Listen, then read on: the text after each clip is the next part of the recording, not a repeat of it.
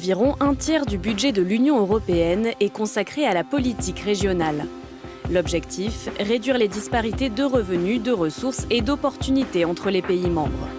Une grande partie des fonds de cohésion sert à financer des projets dans les régions les plus pauvres d'Europe.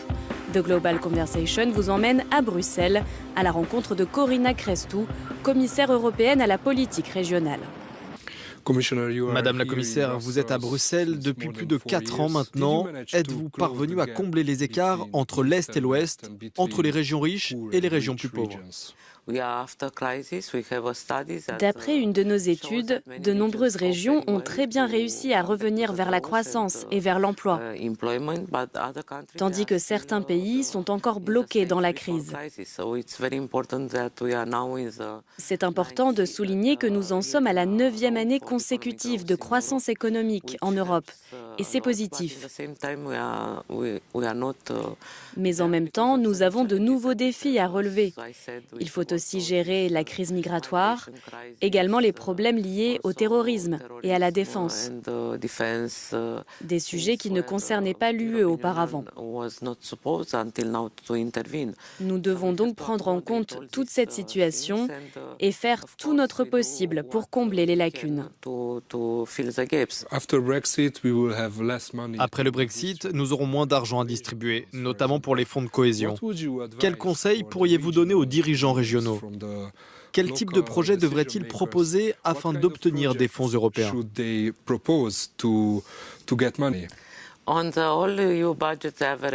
Au total, le budget de l'Union européenne sera réduit de 10%, ce qui constituera un nouveau grand défi. Nous regrettons beaucoup le départ du Royaume-Uni, mais nous devons respecter la volonté des citoyens britanniques. Malgré ces difficultés, nous avons réussi à élaborer la plus grande enveloppe jamais proposée en termes de politique de cohésion, soit 373 milliards d'euros. Nous proposons aux États membres et aux régions de se concentrer sur les secteurs clés, comme l'innovation et l'efficacité énergétique pour les petites et moyennes entreprises. C'est ce qui fait la force de l'ensemble de l'économie européenne actuellement. Il faut aussi faire très attention au niveau social. Nous devons faire de gros efforts pour que les citoyens sachent ce que l'Europe fait pour eux.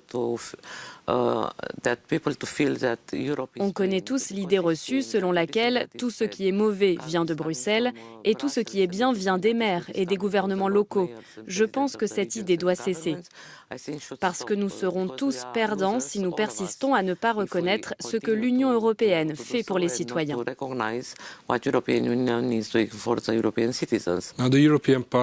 Le Parlement européen a approuvé une proposition visant à lier les paiements européens aux normes de l'état de droit. Qu'est-ce que cela va entraîner comme changement ? Et selon vous, y a-t-il un risque que des personnes soient privées de fonds européens en raison d'erreurs commises par des hommes politiques ? Pour être honnête, je ne comprends pas vraiment pourquoi certains États membres considèrent cette proposition comme une ennemie. Car tout le monde assure n'avoir aucune tolérance pour la fraude et la corruption.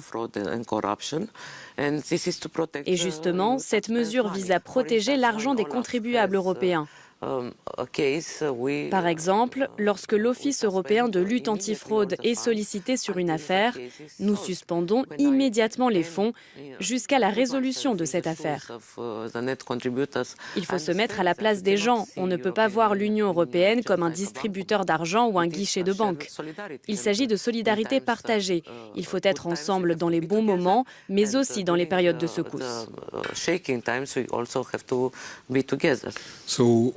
Donc, l'Office européen de lutte antifraude ne peut émettre que des recommandations. Mais pensez-vous qu'il faudrait une organisation pour superviser et contrôler ces questions ? Une intervention du parquet européen, par exemple.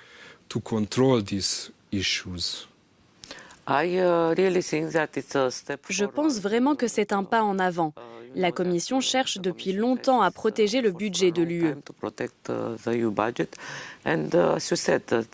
La création d'un bureau du procureur européen d'ici à 2020 va dans ce sens et marque le début d'une nouvelle ère en termes de lutte contre la fraude. Il y aura désormais un nouvel organisme qui sera chargé de contrôler la manière dont l'argent est dépensé. Nous travaillons en étroite collaboration avec les États membres et les auditeurs de la Commission.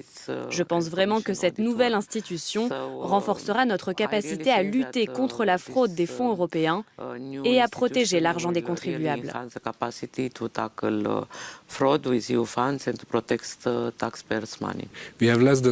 Nous sommes à moins de 100 jours des élections européennes. À quoi vous attendez-vous? Est-ce qu'il y aura une Union européenne plus fragmentée ou au contraire plus unie? Les populistes seront-ils au rendez-vous?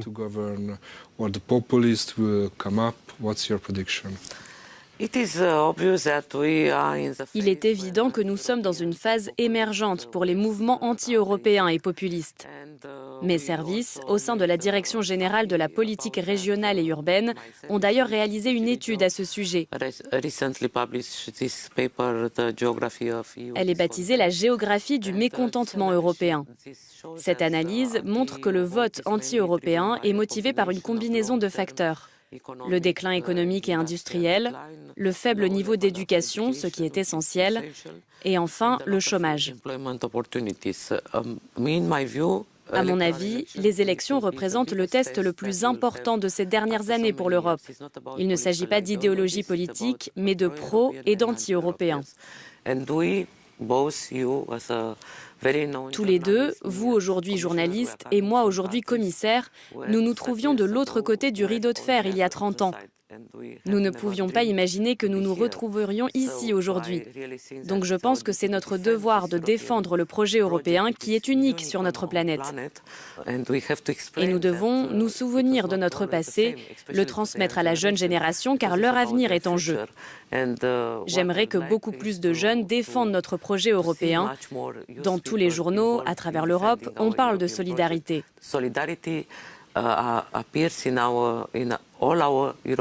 Mais dans la pratique, j'en suis navrée, mais les États membres sont devenus plus égoïstes que jamais.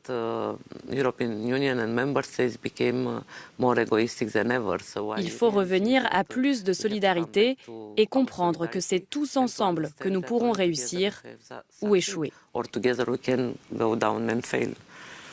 Commissioner, thank you very much for this interview. Thank you very much as well.